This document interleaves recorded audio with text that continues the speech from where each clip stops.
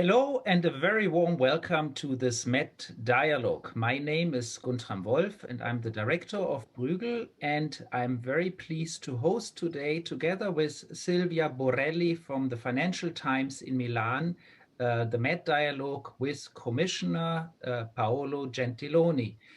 Paolo Gentiloni is the commissioner, as we know, responsible for economic affairs here in Europe, and has a full plate at this stage. A lot of things that have to be agreed in literally the coming weeks. There is a big discussion on the EU budget, but there is also, of course, major discussions about the future relations between Europe and the United States.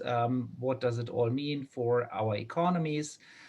And of course, there's still a pandemic which has a huge economic fallout, not just in Europe, but all across the world. And since Commissioner Gentiloni was very involved also in Italian politics and also in the Met itself, the Met conference itself, we would love to hear from him to start with his view on the EU approach and what the EU is currently doing in the Mediterranean region more broadly, but especially also in the southern Mediterranean region, on overcoming and helping countries to cope with the pandemic economically, but also more broadly. Commissioner, thank you so much for joining this Met conference, and we look forward to hearing from you about first your view on the broader Mediterranean region and what the EU is doing to help. And then Silvia will take the next question. Good morning. Thank you very much, Guntram, for your question. I'm very happy to participate to this new Med Dialogue edition. Of course, unfortunately, not in person. I think in these years, the European commitment on Mediterranean is clearer, we could say stronger, but this doesn't mean that problems and difficulties are for this solved, or that situation are easier. The big thing in this moment is, of course, the tension that we have in Eastern Mediterranean and the involvement in these tensions of some member states of the European Union, Greece and Cyprus, and their relation with Turkey. And this will be one of the issues of the next European Council. We are working strongly with the Western Balkans region, now very much affected by the second wave of the pandemic.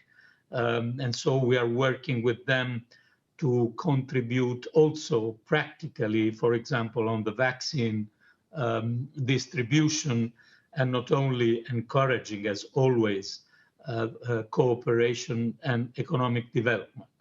And then, of course, there is maybe the main issue, which is the relation with the southern Mediterranean and North Africa, where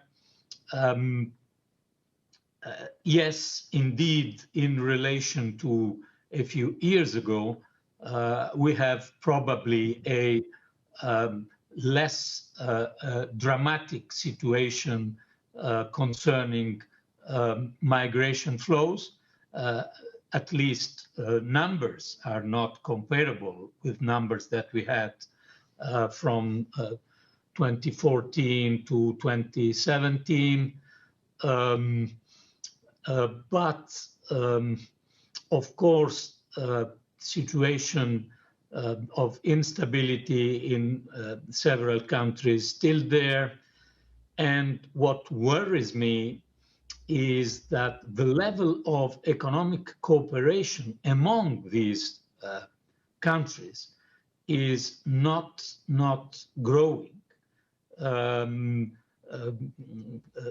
trade relation among these countries, I think, is under 10% of their trade relation in general. And the differences between Europe and the southern Mediterranean countries, unfortunately, is growing, both from an economic point of view. I mean, the personal wealth, average personal wealth, and on demography, because we are getting older and they are younger and younger. So, of course, there is here basis for a future problem. What are we working on? We are giving our financial assistance to several countries. We are having a lot of development projects also through the European or European influenced banks, EIB and EBRD. They have a lot of projects in these countries, and we are trying to have politically an influence. A couple of days ago, two commissioners were visiting Morocco to face new signs of crisis in migration. So we have permanent relation. And we have an increased awareness of the importance. And we have a lot of trade and a lot of investment. But the pillars of the needed solution, which are, from my point of view, cooperation among these member states and reduction of the differences between these two areas of the world, these pillars are not yet evolving in the right direction. Thank you, Commissioner. Nice to see you this year at the Med again. Good morning. Good morning to you. So I was wondering, the G20 recently endorsed a common framework for debt treatments aimed at addressing the problem of unsustainable debts that is faced by many countries, especially in the aftermath of the COVID-19 pandemic.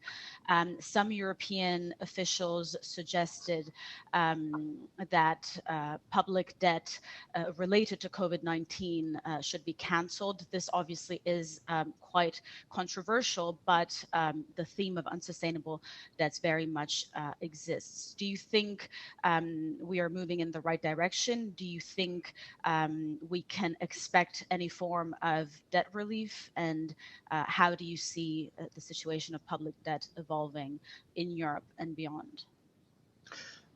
Well, I think we cannot in any way overlap two different situations. There is, of course, the situation of the poorest countries of the world, and we are, as a Commission, working very hard within the G20, and I think some results were reached in the G20 in the last months, not only the suspension of the debt service, which is now used by almost 50 countries, but also this common framework you were referring to, which is very important because it gives a framework not only for public but also for private creditors to have a common attitude towards countries restructuring their debt. And unfortunately, we have already several countries, especially African countries, in the pipeline to use these new tools. So this is very good. We are supporting an extension of the debt service suspension, and we were very active in supporting this common framework.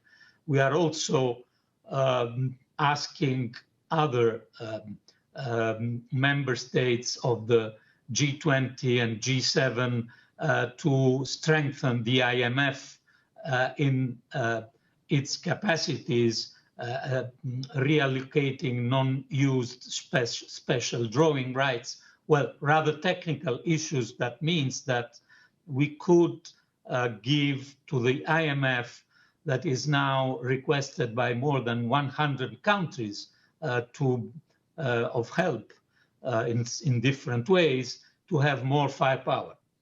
This is an issue, but we cannot mix this issue with the situation that we live in the European Union. Of course, we will come out of this crisis with a higher level of debt.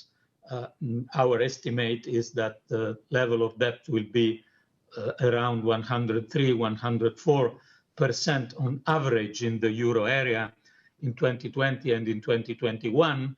And of course, we will have to discuss how our rules that are in our treaties can be reviewed. We have a review already going on.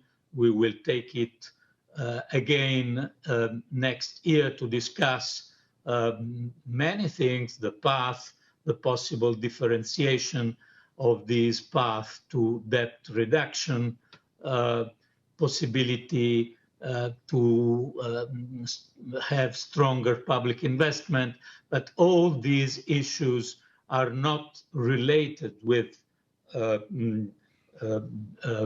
things like debt cancellation. This is something we are discussing for African poor countries, not for members of the European Union, of course.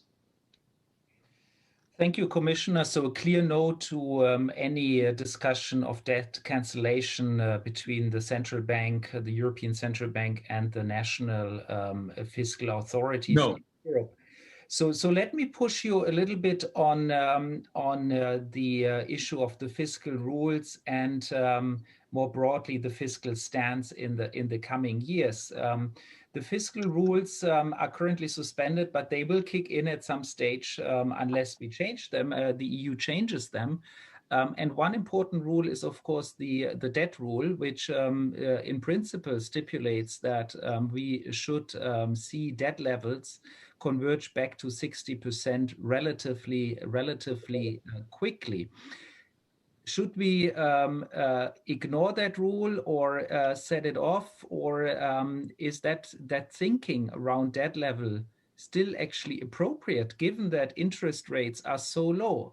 At the end of the day, debt service costs have been falling, even though the debt levels are increasing. Should we not really go for a very different debt framework? And if we cannot achieve a different debt framework, how will we go about practically with the existing rules? How much flexibility do we have to prevent austerity in 2021, 22 in particular, when the rules will start probably to be applied again?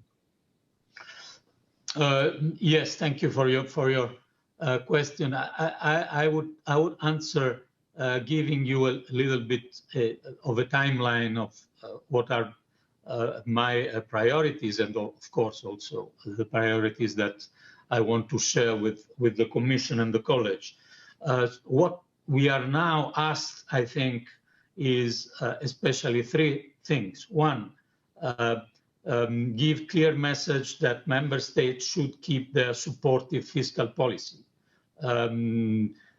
because we can't run the risk of a double-dip recession, and we should keep a supportive fiscal policy in all member states, also in member states with high level of debt. Of course, they should take care of what happened in the mid and long term, but this doesn't mean that they should withdraw prematurely supportive measures, because we are not yet out of the woods on the crisis. Second, we have to overcome a veto of a couple of countries, and I'm of course worried about this, but confident that we can be able to overcome this veto in the next days. And anyway, we will go on with Next Generation EU. And third, we are working very much, and this work will increase in the next weeks, of course, on the quality of national recovery and resilience plans that are presented from member states. This is I have to say, priorities for these weeks. And then ratification of everything. Then I think maybe next spring we will add to these two big priorities. One is review of the fiscal rules. Of course, we are not changing the treaties. At least it's not in my capacity to change the treaties. We can discuss of this. We can do it we have a conference on the future of Europe. We will see. But we can review and also not only interpreting, but also changing, if needed, legislation on the path, the methods, the duration of this path towards the goals that are inscripted in the treaties about the debts. And as you know, we have already, as a college, received some proposals, especially from the European Fiscal Board, about how to try to manage the new situation of such a high debt, encouraging public investment and discussing how the debt rule can be adapted without changing the treaties to the new situation of so high average debt that we will face in the next year. And then the second big issue for spring, so to say, will be, of course, what we call here in Brussels the own resources, which is the basis to repay from 2026 to 2056 the common debt that we are issuing for common purpose.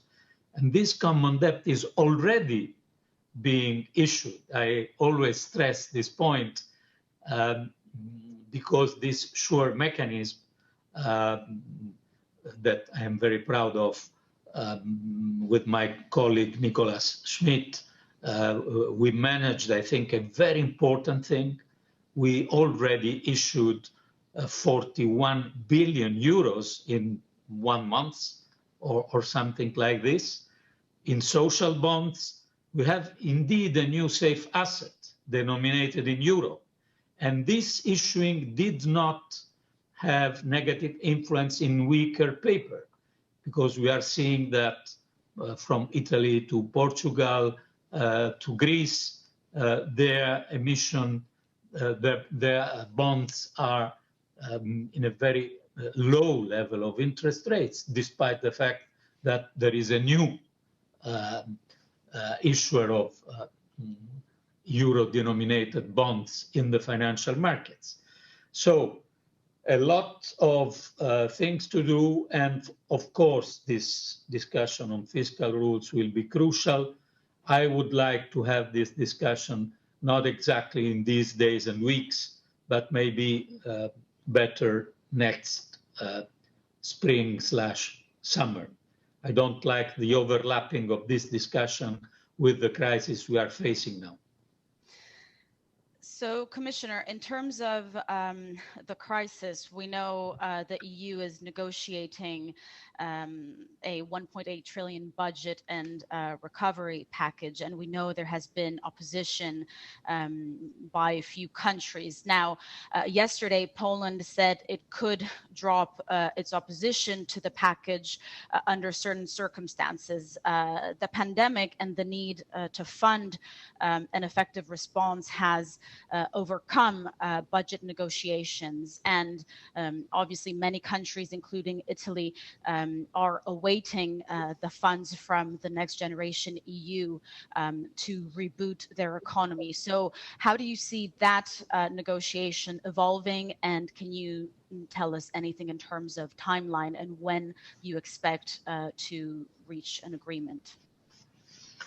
Well, I think that we don't have much time. The right time is next week. As you know, we'll have the European Council here in Brussels. I am personally, I've always been worried but confident that at the end we will overcome this veto. Three things are clear. First, that the rule of law is not an optional in the European Union, not at all.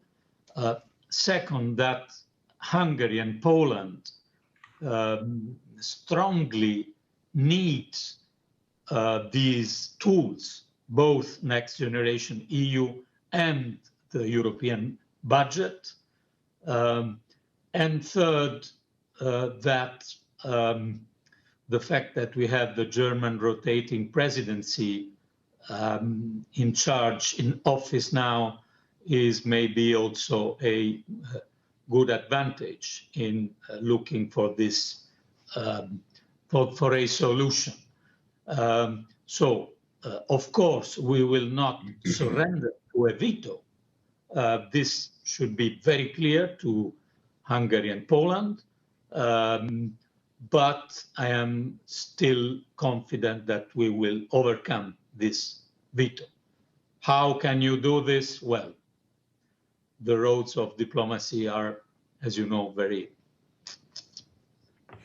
different. But fortunately, it's not me that I am discussing this kind of possible solution. But the premises is that I think we are very clear towards these member states that we will go on without them. But I'm confident that we will, at the end,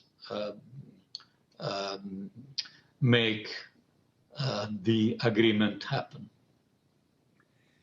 Commissioner, let's move on to a different topic, which is also in your portfolio, which is taxation, and more specifically climate, the link between taxation and climate issues, which I find one of the most important issues that is currently being discussed.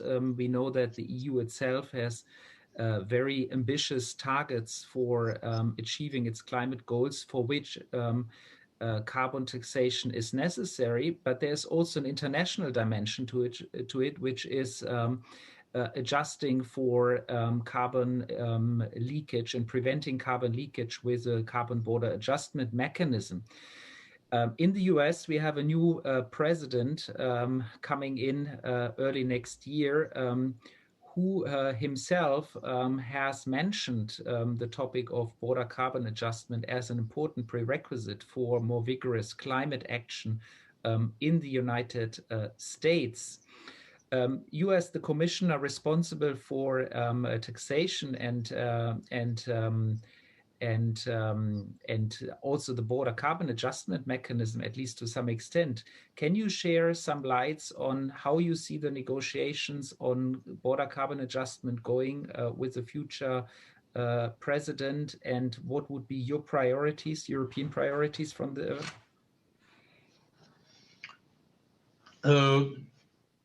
Well, indeed, I think that things are evolving in a better way this autumn, because of course this carbon border adjustment mechanism, as now we call the carbon tax in this way, was already in the program of the Commission since the beginning, in my mission letter and in von der Leyen speeches to the Parliament. But at a certain point, someone described the risk of a European Union running a little bit too fast and alone on this issue. And indeed, we decided with this deep crisis of the pandemic not to put on hold the issue of the green transition, but to accelerate, as you know. This risk, I think, has been reducing in the last months. We had a good autumn from this point of view. From the Xi Jinping announcement to the UN General Assembly, which is, of course, very vague and in contradiction with a lot of carbon power built in China, but it is an announcement, 2060. Then we had the announcement from maybe more solid from Japan, South Korea, South Africa, and then we had the American election. You remember the Joe Biden points on this. I remember that also Janet Yellen frequently referred in past years to the importance of the green transition and of carbon taxes. So I think that we have a rather different and more favorable environment.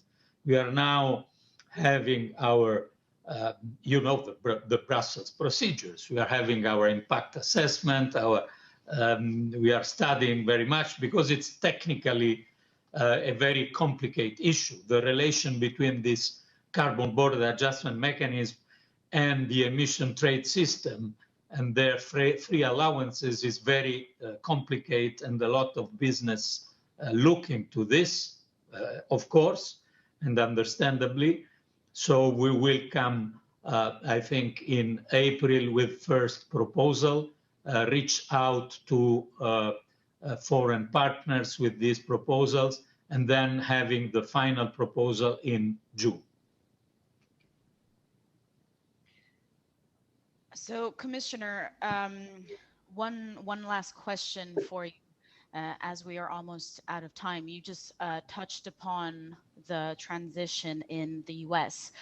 So, beyond climate, how do you see geopolitical relations in the Mediterranean evolving as a consequence of the change of guard in the U.S., and what do you think the European Union's role can be in this context? Well, I will not, I think we should not underestimate the importance of what will change.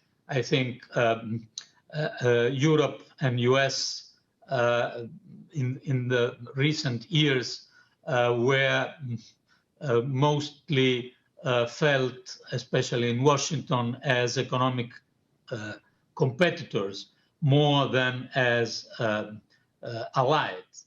I think we are back to normal from this point of view, and we will together work for multilateralism with the new US administration. We will have some dramatic positive change, especially on climate, John Kerry appointment. I hope we will have also a strong fiscal package soon, not easy, of course, depending on what happens also in Georgia in January the 5th.